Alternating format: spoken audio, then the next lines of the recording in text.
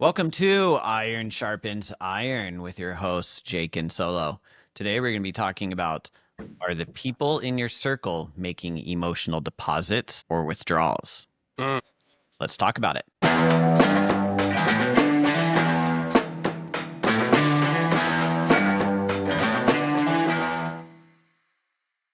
All right, welcome back, my friends, to Iron Sharpens Iron.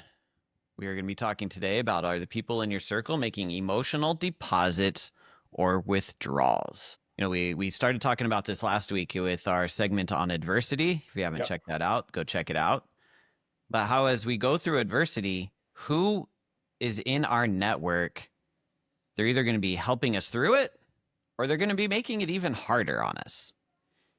And so as we look at who we surround ourselves with and who is in our network and who is vying for our attention and our time, they are either going to be lifting us up or bringing us down. And so as I was thinking about this, you know, our feelings of self-worth and self-esteem, they're totally relevant as adults. You know, sometimes we only talk about self-esteem with kids in school and worrying about peer pressure and things, but as adults, it's still a real thing. It doesn't go away. We have to believe in ourselves, and our feelings of self-worth tend to be directly correlated with the types of people that we spend the most amount of our time with. Yeah. And, you know, you can be the most positive person in the world, right? Everybody can be a Solo who's just gregarious and outgoing and just seems to have a smile on his face all the time. We put up a good front in the Solomon residence. You're pulling the wool over all of our eyes. Yeah. But, you know, if you're the most positive person in the world, if you are surrounded by the whiners and the complainers and the naysayers of the world, over time, that positivity starts to diminish and you become more of a complainer and a whiner and a naysayer. Yep. You know, but if you spend your time with positive people, your self-image, your self-esteem automatically starts to lift and your attitude tends to be more positive. If you spend your time with achievers, you're going to achieve more. But if you're around angry people and complainers all the time, they tend to just drag you down.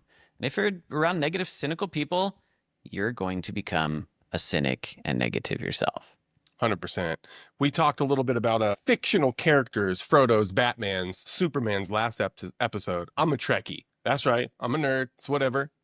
And one of my favorite characters, Mr. Spock, Dr. Spock, said it best, I feel. He said, exposure will always result in some form of contamination.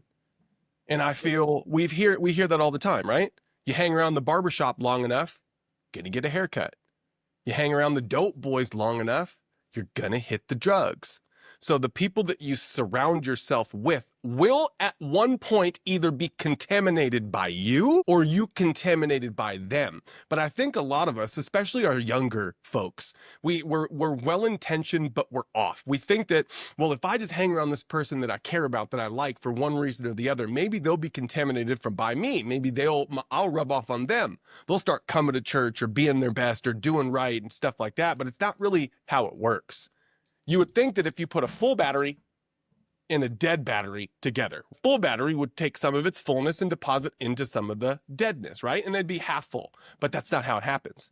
What happens is the dead battery just sucks the full battery dry, zoop, and now they're both dead.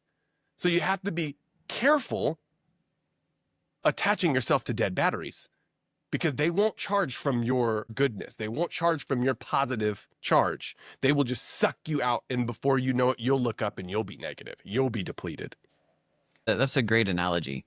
And it's interesting how that tends to work. That really does tend to be how it plays out, is that the negativity tends to contaminate the positivity instead of vice versa. I don't know, it's, you know, I think about that, like, why is that? Why does it take so much more strength to maintain your own positivity and thereby lift someone else? Because you should be able to. You should be able to lift everybody around you. Right. But it takes a lot of strength. And, you know, it's interesting as we think about who we gravitate to and who we feel most comfortable with. I love in the movie Mean Girls. They go around the cafeteria and they're talking about all the different groups of people. And, you know, it's interesting in just social circles and just sociology. We really do kind of get attracted to the groups of people who kind of are resonating with how we're feeling in the moment. Mm-hmm. And so if you're a naturally like outgoing, positive person, you tend to try to be around people that are more like that. And if you're the nerdy Trekkie of the world, then you're gonna try and go around the nerdy Trekkies. And I'm sorry, Solo, nobody's perfect, but I love you anyway. The I'm getting better. I'm working on it. Okay, I'm working on it. and the so-called geeks and nerds of the world, they go together, and the mathletes and all the things, like it's really true in social circles that you tend to be around the people that you know resonating at the same frequency, if you will, Yep. as yourself. I also think that there's a certain amount of like supply and demand ish, like economic principles and just human interaction and social interactions. Like you hear nice guys finish last, right? The bad boys always get the girl. And I think that it kind of is deep seated, the social construct that we want what we think that we can't have, or we are gravitated towards things that seem like they're in like small and slow demand. So, for example, if you're in the dating world for our younger folks, the thirstier you are, the less that thirst will be quenched. The more excited or the more I'm interested and the more I'm all about itness that you put off, the least or the less attracted the other person will be. And I don't know why it works like that, but it does. So like you have to somewhat be careful about who you're naturally attracted to, because your natural attraction a lot of the times will lead you astray. Our emotions aren't these things that are so finely tuned to where if we would just go with how we feel, we would get everything that we want. Like I don't feel like waking up at 5:30 in the morning and going to the gym. I don't feel like it, but I know that it's the best thing to do it. Like I don't feel like eating healthy vegetables. I don't want to do that. I want the burger. I want the ice cream sandwich that I opened up my freezer this morning and grabbed the ice cream sandwich for breakfast. Like that's what I want, right? But what you want and what's good for you a lot of the times are two different things. So there's folks out there right now that have people that they want in their life. I want my parent to start treating me the way that I know I should be treated. I want my friend to stop doing drugs and come back to church. I want this beautiful girl to fall in love with me as well. But your want a lot of the times will lead you astray. And you have to go and think with your head sometimes and say, yes, I want my parent to treat me the way that I think that I deserve to be treated.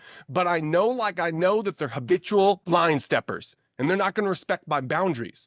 So I have to pull back even though it hurts me and I don't want to do it.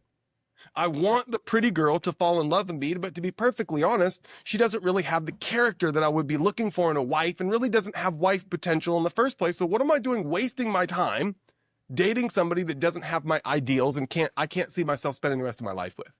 Yeah. I want my buddy to stop doing drugs and I want him to come back to church. But to be perfectly honest, I know that God has called me to be above and I should be hanging out with other kids in the church that are already not doing drugs and actually show my buddy by my example of my life what God and Jesus and being and living this way can do for you. And a lot of the times you got to prodigal son it, right? Go out in the slop, sleep with pigs and realize and come back, but you could always come back. So I feel like a lot of the time this want and this attraction that we have towards people is a lot of, I don't know where it comes from, to your point, but we have to be intentional about using our more executive reasoning as opposed to this more feeling place that we often default to because it's just such a stronger response. And our desires, that they're so funny, right? We talked about this in our very first episode about gratitude with our thoughts and how our thoughts can control our emotions. And so sometimes you just have to recognize, like, my head is not in the right place. Mm-hmm. I need to figure it out up here, and then that fixes what's down here. That's a good point. And you mentioned like thinking this beautiful girl is what you want just because she's really attractive, and it makes me remember the movie Alexander and the No Good Horrible Terrible Bad Day, or however you say it. That's such a long title, I mess it up. But on the oldest son in that movie, he's there going after this girl, and yeah, she's gorgeous. But then over time, as the movie progresses, he recognizes that she's just horrible. So worried about what other people are thinking and just so worried about the social circle, and she's treating his family like crap and everything else. And finally he's like, you know what? She's not good for me. And my family's got my back, so I'm going to hang out with them tonight. But it really does. It starts here with yourself. And if you want to get out of the trap, if you want to get out of the slop and the pigsty, you know, using the prodigal son story, start with a desire for something better for yourself. Where are you now with your self-esteem or self-worth? Where do you want to be? Right? And if you all of our listeners right now, just on a scale of 1 to 10, how are you feeling about you? Right? If 10 is like I am just on top of the world and 1 is I can't handle another day, where are you? And I'll tell you, like right now, doing this podcast, I'm feeling great. Me too. But if you asked me 2 months ago, I'm like a 4. Mm-hmm. And if you talk to me, you know, when I'm in middle school and high school in particular, I'm like a 1 or a 2. And it has taken me so much time and so much hard work. This is not an easy thing that we're asking you to do. But you have to recognize I need something better and I'm worth it. Right? We as human beings, for some reason, we feel like we don't deserve to have the things that we most want. I don't deserve to be wealthy. I don't deserve to have the just absolute best spouse that I possibly can. I don't deserve to be happy. Those are all just horrible negative thoughts that they just get trapped. I mean, it's like a horrible thorn with barbs and it just sticks into your mind. And then if you give it any attention, the barbs just shoot out and then it's just so hard to extract it. Yeah. How'd you get to that place? Like, how'd you get to the place where you felt like Dr. King told us that you truly believed in your own somebodiness? It's a great question.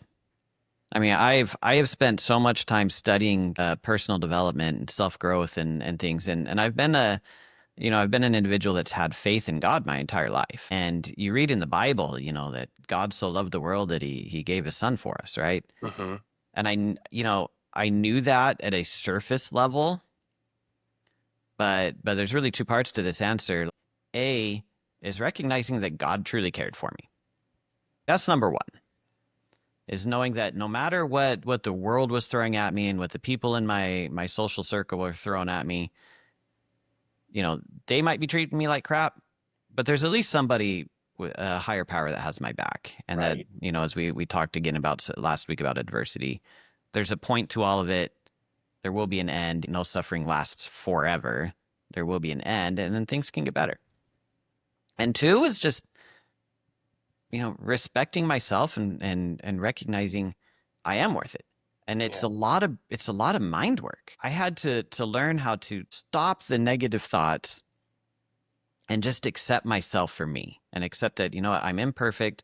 I'm going to fail, but day over day, I'm going to get better.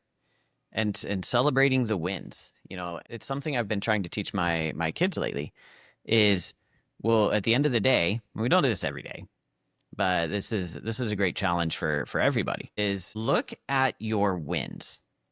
And that win for a particular day, somebody that's really struggling with anxiety and depression, the win might be that you got out of bed or that you made your bed, right? There's that famous YouTube video of the admiral that start with making your bed. Oh, all right. I went to work and I got through it. Or I talked to somebody. You know, for introverts like myself, when I was at school, one of the hardest possible things for me to do was to just go talk to somebody that I didn't know and introduce myself. So celebrating the wins helps you recognize that you're having success. And then the second part is recognizing what is great about you and starting to just talk positive about yourself. And it may not be that you're able to look in the mirror and say, you know what, I am absolutely killing it today. I look great. Handsome as hell. I get better looking every day. I'm like a fine wine, you know. My kids may say I'm more like a moldy cheese, It's all good. Moldy cheese can Either get way. expensive. But the some people like the moldy cheese. It's aged. You're not moldy. You're just aged. Just an aged cheese. Right, recognize what is good about you, and those things, they help you get out of that rut. They help you pull yourself out of the pigsty and say, you know what, there are things of worth and value. But you have to repeat the positive and you have to tell yourself the positive because our brains are wired to your earlier point to want some weird stuff. Yeah. And they're just trapped in negativity. So Yeah. that's what I've had to do day over day over day over day to get to where I can just be like, you know what? People are going to think what they're going to think, but I know who I am and I know what I'm. Of that, man. For me, to your point, it first starts with my rooting myself in God and listening to what he says about me as opposed to what this chatterbox who's always talking and talking crazy, thinking all these wild thoughts in my head. Oh man, I'm not going to be able to do this. Ooh, I'm too much of this. Ooh, I'm too little of that. Oh, what if I do this? Oh my God, they know. Oh man, imposter syndrome. Oh, I'm not enough. Oh, I'm not worthy. When God says that you are worthy, God tells me that I'm above and not below. He says I'm the head and I'm not the tail. He says that I come from kings and that he has blessed me to give me a future, not to come and hurt me. So rooting myself in God, in getting to a place where I can quiet the chatterbox long enough to hear that still small voice that says, you're worthy, you got this. And that still small voice also says, pick up that piece of trash that's on the ground. I know you didn't put it there, but pick it up and put it back. Leave it better. And it's like, okay, you know, you should probably show up a little bit early. You know what? Put a tie on as opposed to put a shirt on. That still small voice gives instructions. And for me, I call it the Holy Spirit. I get it from God. I get it from Jesus, but everyone has it. We have this higher voice, this higher us that speaks to us, but it doesn't speak in a shout. It speaks in a whisper. And getting really good at hearing that whisper is, I think, my first battle and a lot of folks' first battle. And I found I get good at hearing that whisper by focusing on my discipline, which is the second piece. Doing the hard things, the things that I don't want to do. Pick up the piece of trash. Where did that thought come from? I don't want to pick up that piece of trash. That ain't my trash. What if someone was blowing their nose on that thing and I get the flu? I ain't trying to get the flu right now. Oh, that chatterbox sounds very familiar. It's a hater, it speaks loud, but that still small voice sounded different. Maybe I should pick up the trash and be disciplined. Get up early today. Your wife's sitting there and she's rough, she's hurting. You get up with the kids. Wipe some booties at the very dusk of dawn because there's poop in my toddler or my baby's butt. Do that. I don't want to do that. I'm Nobody tired, wants girl. to do that. I'm working all day. I'm bringing home the bacon. We have split roles. We've agreed that this is what it is at the beginning. Nah, it isn't what it is. Be your best. I found that focusing on my discipline and doing the hard thing helps me really attune to that still small voice. And then it really is just a focus on, am I going to be disciplined or am I not? Am I going to do the hard thing or am I not? Am I going to be my best or am I not? Because what is life but a choice between the easy way and the hard way? That's really what it is. And Yeah. I feel like the more we choose the hard way, the better our self-esteem and our self-worth get. The more obstacles that we face, because we talked about this last time, obstacles are a blessing. An obstacle is something that you do not want to deal with, that you have a choice to be your best and overcome, or to let it crush you and you fold. And every time you choose to be your best and you overcome, you deposit a little piece of self-worth. It's like a video game. Experience point, experience point, experience point. And after a while of doing that hard thing, the right thing, the still small voice focus thing, you level up. Then you look in the mirror and you see a person that, you know what? I do believe in my own somebodyness. You know what? I can accomplish the hard thing. You know what? I am above and not below. I am the head and not the tail. I am worthy. I am enough. And when you get to this point of I am worthy, I am enough, you can get back to what I think really is the point of all this, which is giving back, which is surrounding yourself by people and pouring into others, which is really where the juice comes, which is really where the sense of self-worth comes. When you pour and you love and you care and you sacrifice for others, it gives you something that is indescribable when it comes to your own sense of self-worth. But that's why I think, Jesus told us that we're here to save the sinner, not the saint. But you have to get to a certain point in your journey where you can be surrounded by the muck in the world and not of it, right? And I don't think a lot of our folks, especially our young folks, are at that spot. So they have to inoculate themselves with the muck to get to the point where they can hear that still small voice from God, and they're disciplined enough to follow it, and they're focused on service and pouring, and they can be in the world pouring, but not of it, and let that water get in their boat. They're in the ocean, in the world, but it's not getting in their boat. But that takes a lot of self-worth and self-esteem.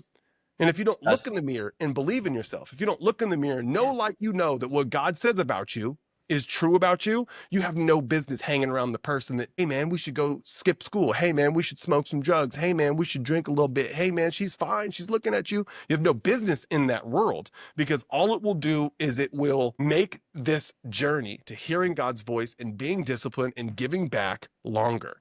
And I don't wish that on anybody, even though ultimately we cannot thwart God's will nor his plan for our life be denied. Like our kids are going to get it one way or the other. We're going to find it one way or the other. Like it's going to happen. So, Yep, 100%, right? And whether it's God, the universe, Buddha, Allah, whoever, right, wants something better for you. We just have to be able to see it in ourselves that we can achieve it. Yep. And that we deserve to. And to your point, you know, you're going through there, and I was just hearing Lauren Daigle singing in my head that entire time about like, you say I am, you know, whole when I'm feeling weak, and you say I'm feeling strong when I'm feeling weak. You know, straight cried the first time I heard that song. It's wonderful. But to your point, right? Once you find your self-worth, it can be really, really hard to keep if the people around you are pulling you down, right? Yeah. Pulling you into the muck. So you have to surround yourself with people who also see it. Otherwise, it is a constant, every day, every moment battle to preserve that self-esteem. 100%. Especially for our young people, they're still fragile. They don't have the armor surrounding them to fight off all the jabs of the negativity spears and the just constant ridicule and vitriol that goes around on social media and things, and you know, them posting just the absolutely gorgeous photo of themselves and people just being haters. Yeah. Right? They don't have that strength a lot of times. Some of them do, but most of them do not.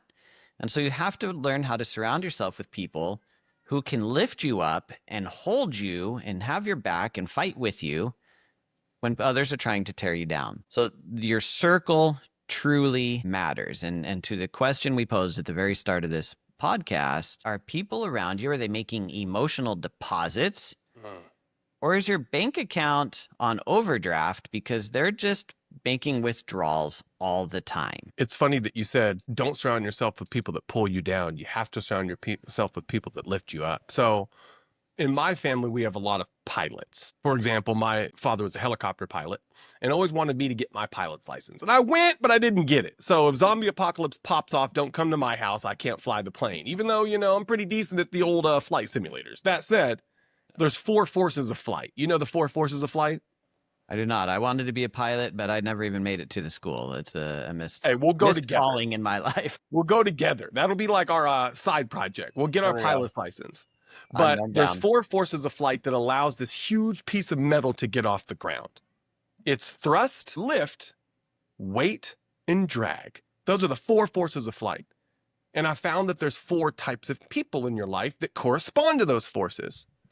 There's the thrusters, right? The people that push you forward. The people that say, that wasn't good enough. I know you could do better. It's the coaches in your life. It's the people that you look back on and you want to punch in the face in the moment, but thank God for after the fact. A lot of the times our parents are like this.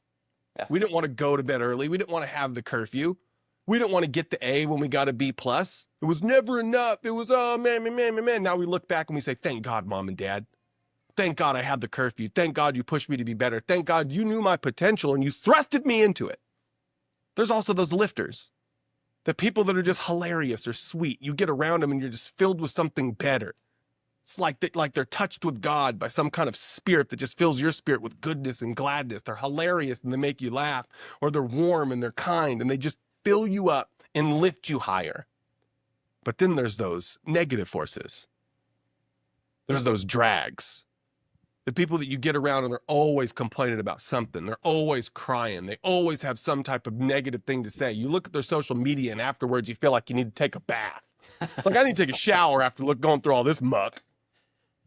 Yeah. And then there's the worst ones. There's those weights, the people that weigh you down, that make you feel less than, that you feel like you're carrying and you're twice as heavy. It's like you're carrying a bag of sand and trying to tread water. So you got to keep away from the folks that are the weights that weigh you down. You absolutely have to keep away from yourself that are a drag and try to drag you back in an old version of you. Come on, man. Why are you trying to go to work early? Why are you trying to go work out? Let's go hang out. Let's go have a couple of beers. Hey, man, you want to hit the blunt? Like, let's party, bro. Come on. Trying to drag you back maybe to an old version of who you were or what you were, or even drag you to a place that you've never seen before and you do not want to go. And try to find those lifters and those thrusters, the people that push you forward, the people that want you to be your best, the people that fill you with the right stuff. And it's so difficult because the beauty of it and I would say the danger of it is you need all four forces in your life to get off the ground. You need the drags. You need the weights. You need those forces.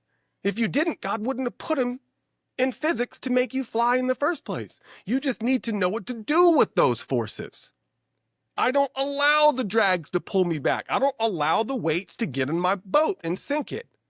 I seek out the lifters. I seek out the thrusters. When I'm not feeling like I can go on, I seek out a lifter to lift me up. When I feel like I've done okay, but I know I could do better, I seek out feedback from a thruster that I know is going to pump me and push me. When I'm getting dragged back by somebody that is well-intentioned but doesn't know better, I'm not going to let it happen. And in fact, deposit something in them to maybe get them out of that stuff. When I'm talking to a weight, I just cut that bad fruit off by the vine. I have no time for it. I have no room in my life for weights because life is already heavy enough. So if you want to fly, you have to understand the four forces of flight. And if you want to fly in your life, in your social circle, you have to understand and categorize people that are those four forces in flight and govern yourself accordingly. And that's a perfect segment. That's amazing. I never heard it described that way before. I'm gonna be thinking about that for the rest of the day, Solo. Hey, hit it. So Jim Rohn. I was watching a video earlier this week talking, where he's talking about the types of people in your life and how do you avoid from being just dragged down, and how instead you find people and interact with people who can support you. Everybody can think of times where they've shared dreams and goals of the things they most want to do in life and had people just ridicule them. I specifically can remember a time in school where we're talking about, hey, what do you want to do when you grow up? And I wanted to be a professional golfer. I wanted to be Tiger Woods. I spent so much time in my early childhood watching Tiger Woods, and it was kind of how me and my dad bonded. Was watching Tiger Woods win nearly every tournament that he played at the time. Like the first time he won a Masters. Are you good at golf? I am not great at golf. Okay. I am great at enjoying golf. I got you. But I only enjoy golf because I remember I'm not a professional golfer. And the moment I hit a good shot and think I'm going to suddenly be on the PGA, I have to settle back and be like, you're not doing this every day. That was a good shot. Enjoy it. They're few and far between. Right? Seeing him win the Masters for the first time when he won by he was 24 under par. It was just absolutely absurd. It was awesome. And so I was caught up in all this. And I'm like, I want to be like Tiger Woods. And I said this in a classroom and everybody started laughing. Did they? I was like, come on, right? It's the drag that you were just explaining. Haters. And so did I invest? Did I go get good clubs and really spend the time to go invest? No, because as we were saying earlier, at the time, my view of my own self-worth and self-esteem was directly correlated to what I thought my peers at school thought of me. And so I was like a 2 in that moment, right? But so Jim Rohn says, we have to ask ourselves 3 questions to recognize how we are being influenced. All right. Number 1 is, who am I around and who in my life is influencing me by their association? Take stock of all the people in your circle and categorize them. Like Solo was just saying, are they helping me? Are they pushing me to be better? Are they lifting me when I'm feeling low? Are they dragging me down? Or are they truly just dead weight? My rock climbing a huge cliff in southern Utah, and they're not and they're attached to my rope, and they're not even trying to climb. They're just dead weight dragging me off the cliff. And they got diabetes. They're like 350 pounds. So, right, a lot of dead weight right there. So who is influencing me by their association? Okay, that's the first one. Okay, number two, what are they doing to me? Because I'm associating with this person, what are the things I'm reading? What are the things I'm now watching? What are the things I'm eating? What am I listening to? What are the actions I'm taking? Who am I becoming as a person because of the people that I identified in step one? That's a good point. And then third is is it affecting me and am I doing anything about it? And once you've gone through this exercise, categorize it. Obviously, your family, those in your household are the people you're spending the most time with. How are they affecting you? Okay, then you can look at, if you're in the workforce, it's probably the people in your work network, right? Your colleagues that you're spending the next amount of time with because we spend so much time at work. And then it's your after hours and your weekend people. And then, maybe it's your social media friends, and I'll just air quote friends there. But start with who you're spending the most time with. Are they a thruster? Are they a lifter? Are they a drag? Are they dead weight? Right? And how are they affecting you? What are your actions because of that association? That's so good, man. I've never heard that before. And I just thank you for being one of the people in my close circle because I don't have very many friends, I'll be honest. And it's weird to me because I was a little social butterfly when I was younger. I had all kinds of friends, went to the parties, did all kinds of stupid stuff that I wish I could go back and not do again, but I learned a lot of valuable lessons. I feel like our trauma leaves gifts, right? So thank God for the shadow and the darkness that I went through. But as I get older, I remember always asking myself, because I looked at my dad, and my dad is one of these thrusters and lifters, just fantastic, fantastic man. And he ain't have no friends. And I remember me and my brother, low key, and Dad, if you're watching, I apologize, but we used to always kind of like poke fun at him. Like, he doesn't even have any friends, Like, he just hangs out with us all the time. And I always thought that that was a bad thing. But now that I get older, I could see that it wasn't that he didn't have friends, but he was very, very, very particular and intentional about the people that he let in his boat, the people that he let in his environment, because he understood that there's so many more weights and so many more drags out there than there are lifters and there's thrusters. In fact, lifters and thrusters like you, Neo, you, Jacob Anderson, are very few and far between, and I love you for it. But as I get older, I've noticed that I have naturally just gotten rid of the drags and the weights because, to your point, I don't have any other room in my boat or room in my backpack to carry any dead weight while we climb this mountain. Yep. So thank you for being one of those people. And I would say to all of the kids out there, just hang on. Like, the things that you're going through now are so important now, but you won't even think about then. I remember. So there's this girl in school. Her name was Rocio. And for anybody watching this podcast, like, oh, Solo's diming himself out. He was in love with Rocio. I was in love with this girl. She was not ashamed of it. Bro, she was bad. And she was cool. And I wanted her bad. And this is like my middle school, high school, like brain, right? And I remember, like, I used to pray and I used to journal. And I was like praying out loud in a journal. I was like journaling. Lord, please give me a chance with her. Just have her just show me as somebody that she would like, baby, all this stuff, right? And he was silent. Just imagine him sitting up there like, okay, kept that door closed. And I ended up finding this journal as an adult. And I'm like, oh my God, like, bro, relax. Like, it's not that serious, dude. And now looking back from my, 40-year-old mind to my 16-year-old mind, it just makes so much sense why God kept that door closed. But in the moment, that looking at that door and beating on it and punching it and your knuckles getting bloody and your head getting beat up and sweaty, it hurts. And just know that that's a part of the process. Realizing that those closed doors are actually for a reason. And realizing that the people that you want may not be the people that you need. And in fact, a lot of the times there aren't the people you need. I mean, you look at Genesis and Jacob. Remember the story of Jacob, Leah, and Rachel? So Jacob, for those of you who haven't read the story, was in love. His Rocio was Rachel, and she was bad. Probably badder than Rocio, because if you're bad in the Bible, you're bad. Yeah. And he went For real. to Leah's dad and he said, "Hey, I want to marry your daughter." And he goes, "Okay, well, you come work for me." What was it? 7 years, 9 years? 7 years. It was a long time. 7 years, yeah. 7 years. And he said, "Okay, I'm gonna work for 7 years." And this dude wasn't a middle manager, okay? He didn't have a tie on making directions. He was probably out there digging ditches. 7 years later, he said, "Okay, you get to marry my daughter. She'll be in your bed tomorrow morning or night or whatever." He comes in, and it's Leah, the younger daughter. And Leah was busted. And you gotta be, it said that Leah was ugly, and you gotta be real ugly to be called ugly in the Bible. Like, you gotta be real ugly. Busted Leah was sitting there. He was upset, and he ended up going back to the father and said, "What was the deal? We got tricked." He's like, "You work 7 more years, you could have Rachel." Long story short, Leah was extremely fertile. They had lots of kids. 7 years later, he had the discipline. He ended up getting Rachel, and for whatever reason, Rachel was not. So they did not have many kids. But you look at the person, and I wanted the Rocio. Jacob wanted the Rachel. But Leah, the one that was overlooked, the one that was ugly, had a son who had a son who had a son.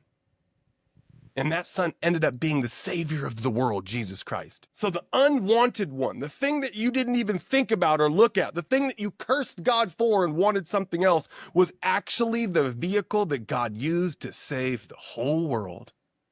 And it's like that with us. That girl you're looking at, young man, that Rachel, she might be bad, but she's not going to be your savior. So instead of focusing on the things that you want, the things that you desire, focus on the things that you need, the responsibilities that you have. Don't look at your rights or your wants, but look at your responsibilities and the things that you need and go after those things. And the sooner you can figure out going after those things, the more people in your life will be the lifters. The more people in the life will be thrusters. The more binds you'll cut off and all the drags and the weights will fall away. And the more disciplined, the more giving, and the more focused on you being your best and brightest will happen naturally. So go after your Leahs. And don't curse God for not opening the Rachel doors. Great advice. Friends, I want to go back to real quick to Jim Rohn, because this is really, really challenging to do. I mean, absolutely. Like, chase your dreams, recognize what God wants for you, as Solo was just saying, right? What is the universe putting in your life? Focus on what you can learn from it, how it's going to be a blessing. And sometimes you may only see it in hindsight, as we talked about last week. But once you have identified who are the drags and who are the dead weights, you have to make a decision, because those people are not helping you become the best version of yourself. And at the end of the day, everything that Solo and I talk about for the rest of forever on this podcast is going to be to help you become the best version of yourself you can possibly be, help you achieve those big audacious goals that you think are almost out of reach. And the first choice you have to make is disassociation. Do you need to just cut the cord and cut the dead weight away? Don't take this action lightly. It may be necessary. If these people are not on the team of Christopher Solomon, you might have to walk away and say, you know what? You can keep your misery. You can keep your negativity and anger and all this stuff that's dragging me down. I'm going to go live the life of my dreams. And you're just going to have to look from wherever you are while I'm, got my pilot's license and flying in the sky. That's right. I'll also add to that, Jake, and say dissociation means dissociation. To your point, don't take it lightly. But when you have decided to dissociate yourself, just cut it off. You don't need to make some post. "I'm leaving social media for a little bit. I'm actually, Jenny, I was wondering that you're just not good for me and I need to step away from you." And you don't got to do all that. Just cut it off. Silence and just be gone. I think a lot of people use this takeaway close, right? Like, "Hey, I just am noticing you're a dead weight or you're a drag," and they like use it as one last jab against them and or a takeaway close. Well, if I say that, maybe they'll start treating me right, which is really not. I'm dissociating myself. I am cutting it off. I am choosing to live my life, but it's really like a passive aggressive way to get them to behave in the way that you want them to behave or keep in your life. Don't do that. Yeah. Just cut it off. Don't twist a knife as you're walking away. Don't even insert the knife, right? Right. And sometimes You may want to disassociate, but you may not be able to. It could be family Yeah. that is dragging you down.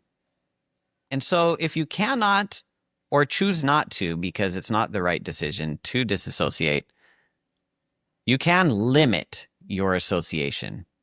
This is also very appropriate in the workplace.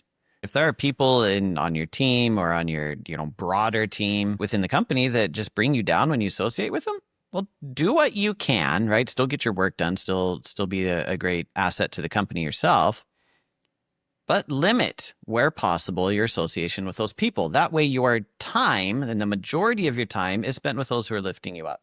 Love that. Spend major time on major influence and minor time on minor influence. Hmm. What do you mean? Unpack that for me, Jake. So spend the most of your time on the people and the actions, but we're talking people, with the people who are going to have the greatest influence on your life. Love that. Perfect example of this is Solo's a lifter for me. This is why this is a great bromance that we got. And Love you too. so we are spending more time talking together because we uplift each other. He's helping me achieve my goals. I'm doing what I can to help him achieve his goals. All right, so that's a major influencer that I'm trying to spend major time with. And the associations and the people in your circle who are only going to affect you in a minor way, spend minor time with them. And recognize that if these people are not helping you get to where you want to be 5 to 10 years from now, right? Look at your goals of where you want to be. If they're not helping you get there, limit your time or cut them out entirely. And then expanded association are for those lifters and for those thrusters. Like we were just talking about the major time. Expand your association where possible with these people. And this requires intention. Yeah. Look at if your goal is to be, the next Apple or the next Tesla or the next Microsoft, I'm using all like tech things right now, but if you want to be the next Stephen President of the Curry, United States. the next president of the United States, you need to associate with people who are above you, right? And I don't say above like they're better than you, but who are going to help lift you to that next level in your life. Yep. Most people are not at the influence level of a president of the United States or a star athlete or a leader in business.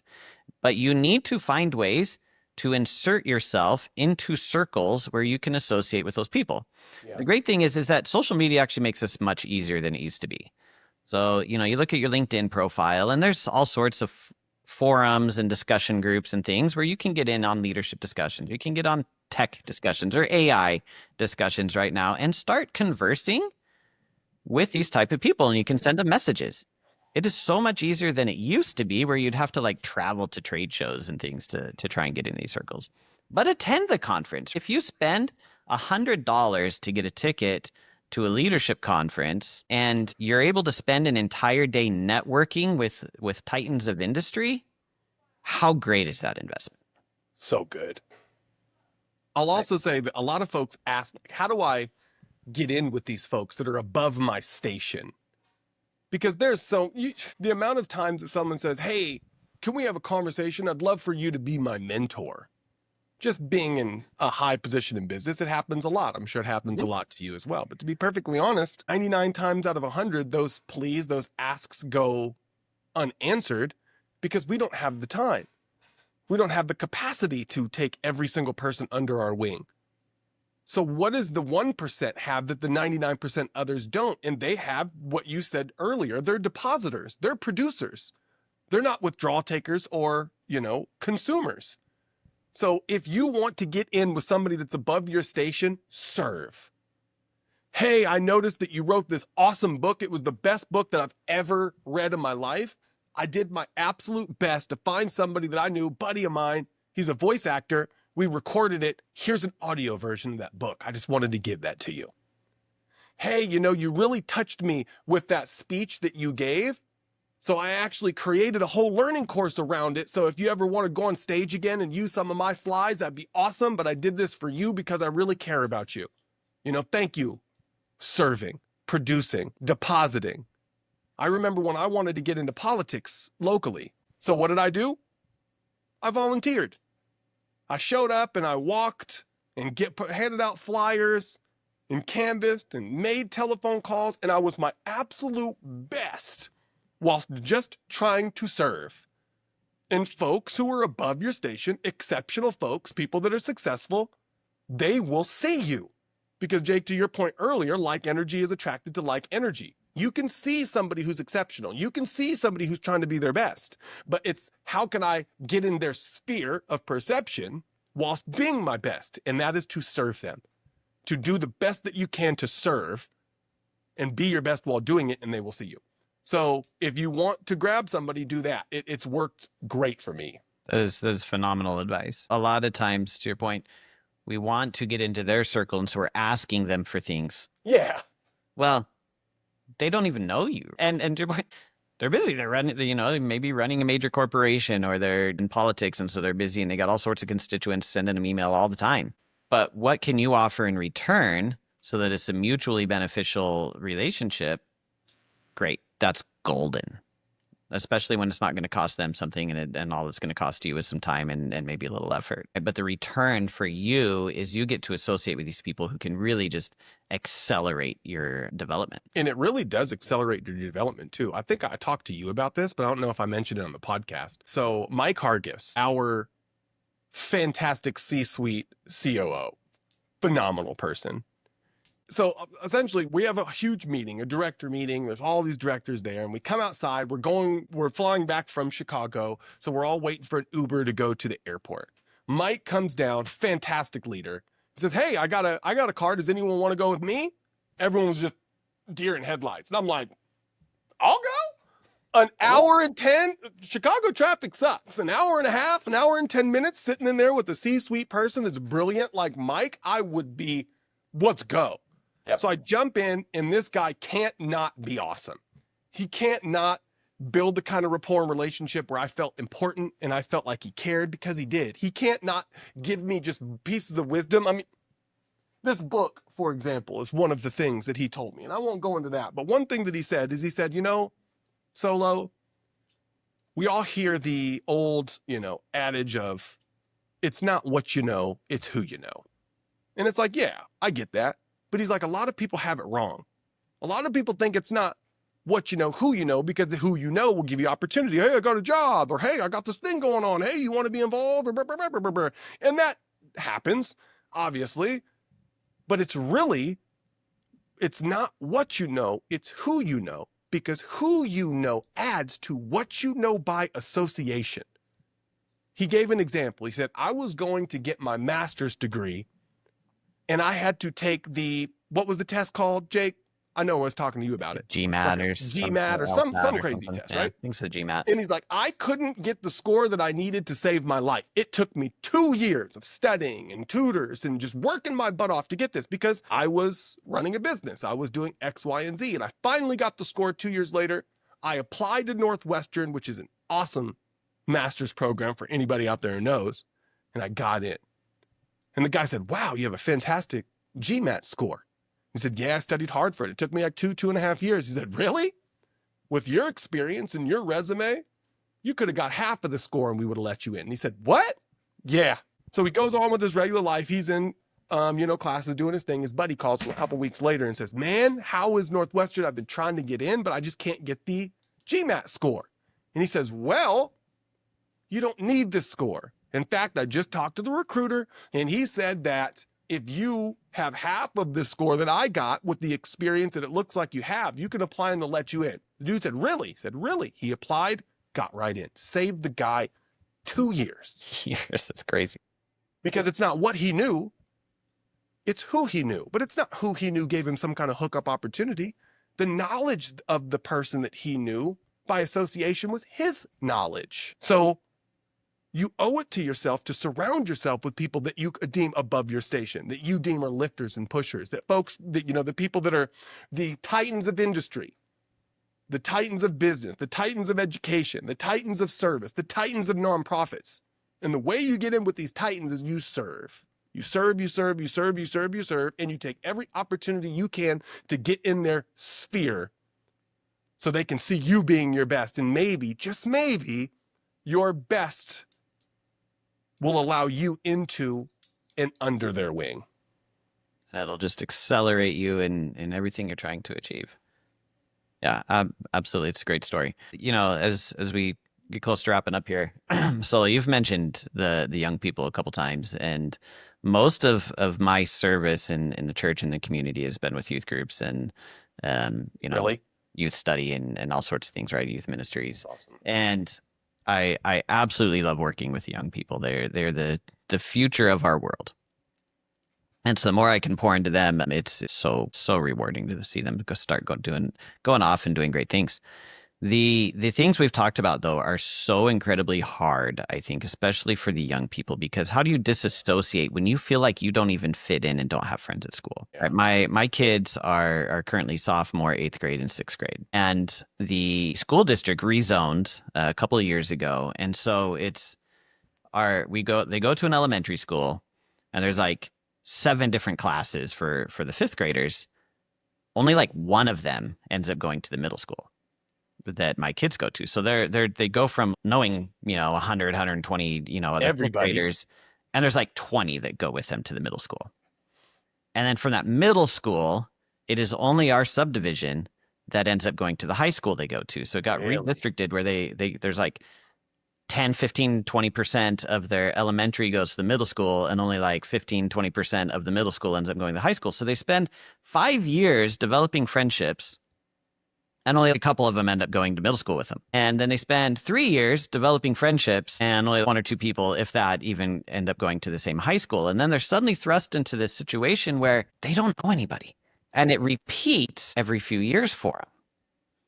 So, how do you tell young people to disassociate or to limit your association with people when that might be the only person talking to you at school? And I'm going to give a personal example here. I've said before, middle school was extremely rough on me, and it was similar situation. I had the largest graduating class from my elementary school of 35 people. It was in my graduating class from elementary, and they had to split the classroom into 1.5 classes. So like half of them were going to sixth grade with fifth graders as well. It was a really weird situation.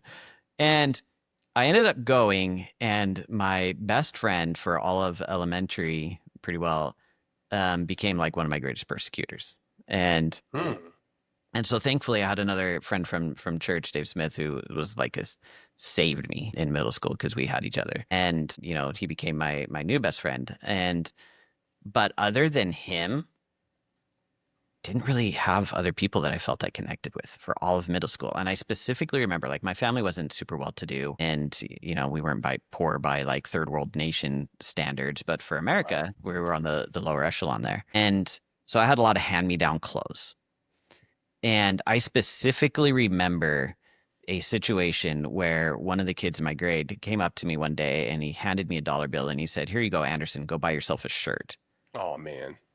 Crushed me. Right. And so, in that moment, again, my feeling of self-esteem and self-worth is like a one, right? It's literally, how can I go on and get through any given day? And, you know, for the young people, this is so hard because all you want to do is fit in Yeah. and have someone who just notices you sometimes in the hallways and notices you in a positive way. But sometimes it gets so bad that even being noticed in a negative way, then they end up going with the proverbial stoners and crack addicts and stuff, because those are the only people who seem to care enough to pay attention to you. And so our message to the young kids is it takes time, but find ways to be strong. Look at yourself in the bathroom mirror every day, in the morning before you leave, and at night before you go to bed. Tell yourself the great things that you see in yourself. And it may start that you feel like you're lying, saying that I'm smart or I'm pretty or I'm worth it. It may feel like a lie at the start, but over time, repeating those things, it will help you. And find ways to have the courage to reach out and talk to the other kids who are like you and who you notice are kind of alone all the time. Popularity, it's easy to say as an adult, but I remember how hard it was to feel like you're not popular in school. but it's still superficial. And I look back now and I've moved on with my life. I moved out of the small town. I feel like I'm doing great things with my life. You are. And so all the things that I thought mattered in middle school and high school, they're trivial. They don't. But it just takes time, but you can get there. And truly do look at who is the dead weight. If these people are dragging you down, find ways to just limit your exposure to them and look for people and just stand on the outside of the social circle with those who are actually positive people. And you will start to be able to start surrounding yourself with great people who will care about you. I love that. And I feel like it is so hard, right? Because all you want to do when you're younger is fit in. And I think that that's like, it comes from a biological place. Like Oh, yeah. humans, one of the reasons why we're so successful as a species is because of our interdependence. Like because of our ability to organize ourselves in groups, pass on our knowledge to the next generation. It's truly like foundational to our species. So you want to fit in. But it's funny, as you grow older, you want to stand out. I don't want to be one of the zebras that have my camouflage not to the grass, but to the rest of the herd. I don't want to be invisible to the folks. I want to stand out. So just know it will come full circle. You stand out now, you really just have a heads up to the rest of the world. They might be calling you Anderson, get a shirt. Ha! The poor guy in middle school, and they call you boss now. They call you lucky now. They call you successful now. So just know that you're just feeling the pain of your ultimate success early. And maybe God called you to be Batman. Maybe God called you to be Superman. Maybe instead of you trying to fit in with the people that are picking on people, you're the one that needs to stand in the gap and say, hey, don't pick on him. If you're going to pick on him, you're going to pick on me. You're going to pick on all of us. And you find all of the toys that are on that, what is the island of lost toys? You find all the people that are getting picked on that are not in the popular group, and you make the popular group, and you be the leader of that group. And just remember, you're not going to feel like a leader. You're not going to feel worthy. You're not going to feel like a mighty warrior. But God called Gideon a mighty warrior when he was hiding, terrified in a wine press. So you got to remember that it's not what you say about you. It's what God says about you. It's what your higher self says about you.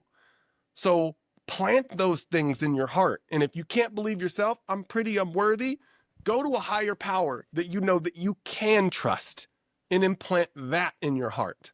I'm more than a conqueror. I'm a head and not the tail. I'm above and not below. And plant it in your heart and believe it. You stand in the gap and you stop those bullies from being bad to the other people and you start your own group.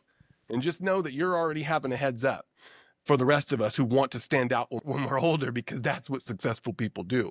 And I say all this to say, to your point, Jake, our message today is we want you to become your best self. And to do that, you have to surround yourself with the people that are conducive to your best self.